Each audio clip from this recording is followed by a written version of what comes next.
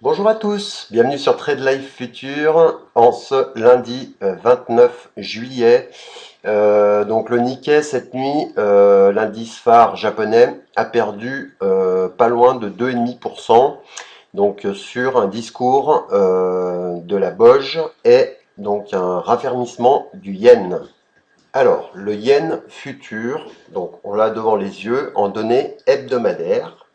Et on voit que depuis la fin d'année 2013, début d'année 2013, on a eu un fort rallye baissier du yen futur, donc sur fond de politique monétaire accommodante de la Banque du Japon, l'équivalent de la Fed et de la BCE, donc qu'on nomme BOJ. Donc, pour ramener ses objectifs d'inflation dans son pays et avoir des meilleurs coûts à l'exportation, cette banque a donc déclaré vouloir injecter des milliards dans son économie afin de stimuler ses exportations. Donc, ce rallye baissier du yen futur a emmené le Nikkei 225, qu'on va regarder tout de suite, et les paires en yens du marché des devises interbancaires faire des rallyes haussiers importants. Cependant, on voit ici qu'une configuration pourrait donner le sentiment d'un rebond technique qui pourrait nous amener à retracer une partie de ce mouvement. Donc c'est une épaule, tête-épaule inversée. Alors, la ligne de coup de cette figure est soit cette oblique en noir, ici, donc ce serait une cassure ici, soit déjà dans un premier temps la rupture donc de cette ligne horizontale.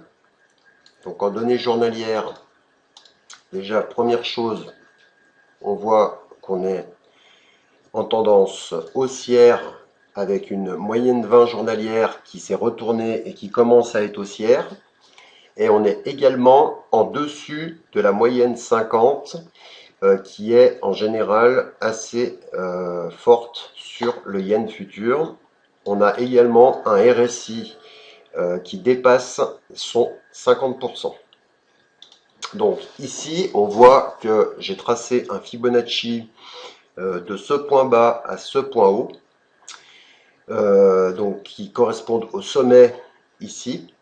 Et en fait, on avait buté donc sur ce qui correspond au niveau du Bollinger supérieur hebdomadaire. Et là, on semble vouloir se replier, donc, mais on est quand même sur la partie haute du Bollinger journalier. Alors, ce qu'on va faire, on va regarder déjà en 240 minutes. Je vais faire un peu de ménage.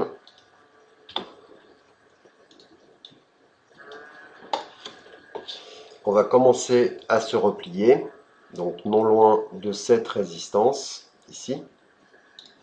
Donc on a également une figure, ici, que j'avais tracée. Donc on est sorti d'un triangle. Donc ce serait l'objectif théorique. Et donc déjà dans un premier temps, on va surveiller donc un repli, donc aux alentours des 120 qui correspond donc à la moyenne à peu près 24 heures. Voilà.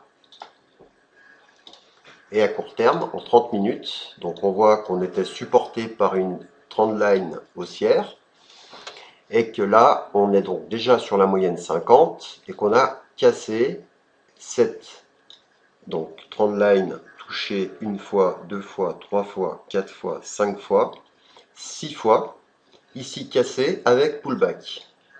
Donc on voit le petit doji ici, pullback, donc ici, premier support 10 170 points, et la moyenne 20 qui s'est déplacée depuis tout à l'heure, donc je vais vous la remettre. Donc la moyenne 20, on va la mettre en marron. La M20 qui est ici. Mais M20 4 heures. Donc je voulais voir un peu ce qui se passe, mais on voit quand même que c'est relativement mou. On est lundi, donc bon. Je pense pas personnellement prendre beaucoup de positions aujourd'hui, à part si on avait une accélération. Donc on surveillera.